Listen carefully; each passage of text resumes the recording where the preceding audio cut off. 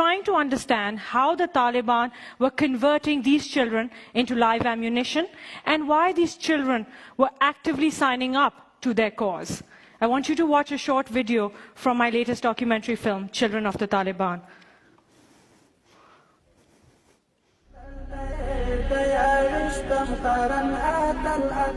The Taliban now run their own schools. They target poor families and convince the parents to send their children. In return, they provide free food and shelter and sometimes pay the families a monthly stipend. We've obtained a propaganda video made by the Taliban. Young boys are taught justifications for suicide attacks and the execution of spies. I make contact with a child from Swat who studied in a madrasa like this. Hazrat Ali is from a poor farming family in Swat.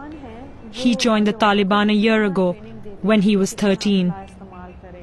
Taliban किस तरह आपके इलाके में नौजवानों को दावत देते हैं लड़ने के लिए? जी दो अवल वर्तलाश जुमात के सराव गाड़ी बे चराव गाड़ी से खबर वर्तो की बे दागे न पस तरबियत लेबूसी अलतब तरबियत के सादिस मादिस वर्तो हुई सादिस मादी.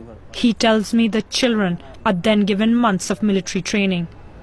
Machine show Klashenko Zarkai शो अबल लाऊं तकी और यो रॉकेट लॉन्चर ग्रेनेड बम बस दा देर पर वो चीज इस्तेमाल हो काफी हो पर मन पर काफी इस्तेमाल हो बेद आगे न बाद छे द पिदाई द गाड़ी हमले चल ट्रेनिंग वो खाई. आप फिदाई हमला करना चाहते हैं? अल्लाह तौफीक राकुम बेवकूफ. I, in my research, have seen that the Taliban have perfected the way in which they recruit and train children. And I think it's a 5-step process. Step 1 is that the Taliban prey on families that are large, that are poor, that live in rural areas. They separate the parents from the children by promising to provide food, clothing, shelter to these children. Then they ship them off hundreds of miles away to hardline schools that run along the Taliban agenda. Step 2, they teach the children the Quran, which is Islam's holiest book, in Arabic, a language these children do not understand and cannot speak. They rely very heavily on teachers who I have personally seen distort the message to these children as and when it suits their purpose too. These children are explicitly forbidden from reading newspapers, listening to radio, reading any books that the teachers do not prescribe them.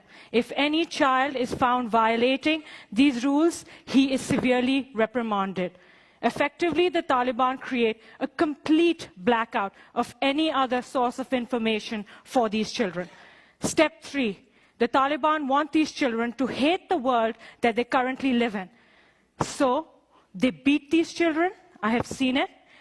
They feed them twice a day, dry bread and water. They rarely allow them to play games. They tell them that for 8 hours at a time, all they have to do is read the Quran. The children are virtual prisoners. They cannot leave. They cannot go home.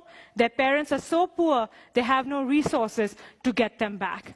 Step 4, the older members of the Taliban, the fighters, start talking to the younger boys about the glories of martyrdom. They talk to them about how when they die, they will be received up with lakes of honey and milk, how there will be 72 virgins waiting for them in paradise, how there will be unlimited food, and how this glory is going to propel them to become heroes in their neighborhoods. Effectively, this is the brainwashing process that has begun. Step 5, I believe the Taliban have one of the most effective means of propaganda. Their videos that they use are intercut with photographs of men and women and children dying in Iraq, in Afghanistan, and in Pakistan. And the basic message is that the Western powers do not care about civilian deaths. So those people who live in areas and support governments that work with Western powers are fair game.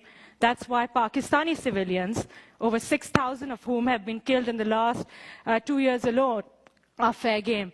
Now these children are primed to become suicide bombers. They're ready to go out and fight because they've been told that this is effectively their only way to glorify Islam. I want you to watch another excerpt from the film. This boy is called Zainullah. He blew himself up, killing 6. This boy is called Sadiq. He killed 22. This boy is called Masood. He killed 28. The Taliban are running suicide schools, preparing a generation of boys for atrocities against civilians.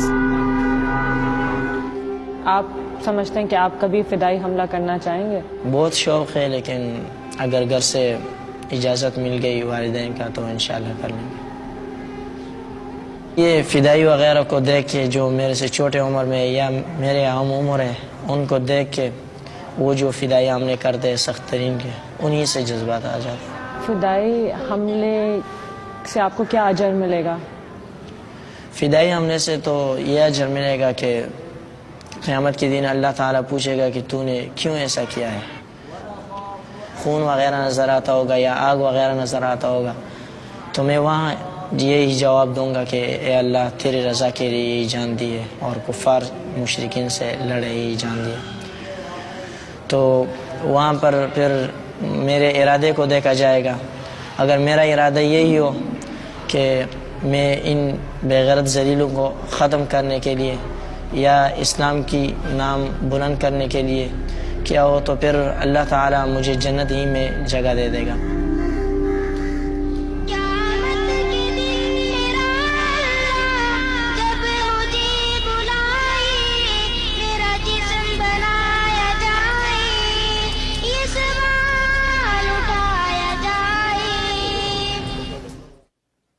I leave you all with this thought.